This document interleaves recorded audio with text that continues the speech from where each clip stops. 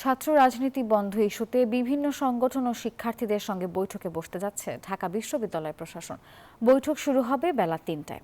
আবাসিক হলে ছাত্র রাজনীতি বন্ধের সিদ্ধান্ত বাস্তবায়নের প্রক্রিয়া, ছাত্র রাজনীতির রূপরেখা ও ডাকসু নির্বাচন গুরুত্ব পেতে পারে এই আলোচনায়। শনিবার উপাচার্যের কার্যালয়ে প্রভোস্ট কমিটির সভা হয়। পরে উপাচার্য জানান, রাজনীতি বন্ধের বিষয়ে ২০২৪ সালের ১৭ জুলাইয়ের সিদ্ধান্তই বহাল রয়েছে। তা বাস্তবায়নে কাজ করছে বিশ্ববিদ্যালয় প্রশাসন। তবে এই বিষয়ে মিশ্র প্রতিক্রিয়া জানিয়েছেন শিক্ষার্থীরা। গুপ্ত বলি, প্রকাশ্য বলি, সব রাজনীতিকেই তো প্রশাসনিক একটা সহযোগিতার মধ্য দিয়ে এটা হলের মধ্যে আসলে এস্টাবলিশ হচ্ছে। যারা হলের স্টুডেন্টরা আছে তারা খুব পরিষ্কারভাবেই কিন্তু বুঝতে পারে যে আসলে কোন রাজনীতি, যে সকল ধরনের রাজনীতি কিন্তু হলের মধ্যে প্রচ্ছন্ন প্রশাসনিক ছায়ায় এটা এস্টাবলিশ হচ্ছে। তো যাদের দায়িত্বটা নেয়ার কথা, সে তো সব থেকে বেশি দায়িত্বহীন আচরণ করছে। বান্ডেল থাকলে প্রতি সেনমানিতে টাকা বাঁচবে। বিকাশ সেনমানি বান্ডেল কিনে জিতুন প্রতি লেনদেনে।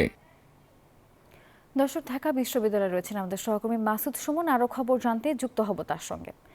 সুমন, জানাবেন বৈঠকের বিষয়ে কোনো কিছু জানতে পেরেছেন কিনা এবং এই বিষয়টি নিয়ে আসলে শিক্ষার্থীদের প্রতিক্রিয়া কি, তারা কি বলছে?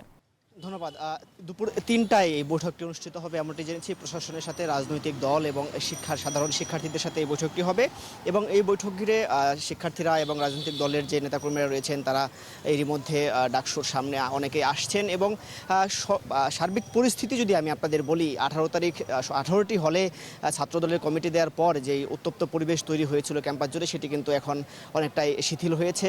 ক্লাস চলছে এবং শিক্ষার্থীরা পরীক্ষায় অংশগ্রহণ করছে। সব মিলিয়ে সেই পরিবেশটি এখন আর নেই। আর তারপরের এই রাজনীতি থাকবে কি থাকবে না, এই বিষয়গুলো নিয়ে আমরা শিক্ষার্থীদের সাথে কথা বলেছি। মিশ্র প্রতিক্রিয়া রয়েছে। অনেকেই যারা পক্ষে তারা বলছেন যে ডাকসু নির্বাচন যেটি সেপ্টেম্বর 9 তারিখে হবে সেটিও তো একটি রাজনৈতিক প্রক্রিয়া, অর্থাৎ সেই জায়গায় একটি রাজনৈতিক প্রক্রিয়ায় থেকে রাজনীতি বন্ধের জায়গাটিতে তারা সুষ্ঠুভাবে দেখছেন না। বলছেন বিভিন্ন সংকট সমাধানে শিক্ষার্থীদের অধিকার নিয়ে কথা বলা সহ বিভিন্ন বিষয়ে রাজনীতি থাকার পক্ষে তারা যুক্তি দিচ্ছেন। আবার বিপক্ষে অনেকেই বলছেন দীর্ঘদিনের যে রাজনৈতিক সংস্কৃতি, বিশেষ করে হল দখল, হানাহানি, শিক্ষার্থীদের জোর করে ধরে নিয়ে মিছিল করা, মধুর ক্যান্টিনে স্লোগান দেয়া বা এইসব বিভিন্ন বিষয় নিয়ে যে অপসংস্কৃতি হচ্ছিল সেটি আর না হোক এমনটি চান।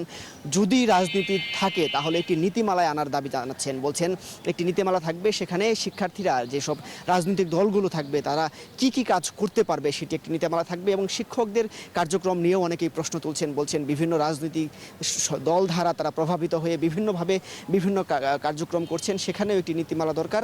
সব মিলিয়ে যদি আমি বলি, ডাকসু নির্বাচন নিয়ে যে সংকটটি তৈরি হয়েছে সেখানে মিশ্র প্রতিক্রিয়া রয়েছে এবং যেমনটি বলছেন যারা রাজনীতি না থাকার পক্ষে রয়েছেন তারাও নীতিমালা চাচ্ছেন। তবে এই বৈঠককে কেন্দ্র করে সবাই অপেক্ষায় রয়েছেন। বলছেন যে বৈঠক শেষে একটি সুষ্ঠু সমাধান হবে। এই ছিল ডাকসু নির্বাচনের সর্বশেষ আমার কাছে।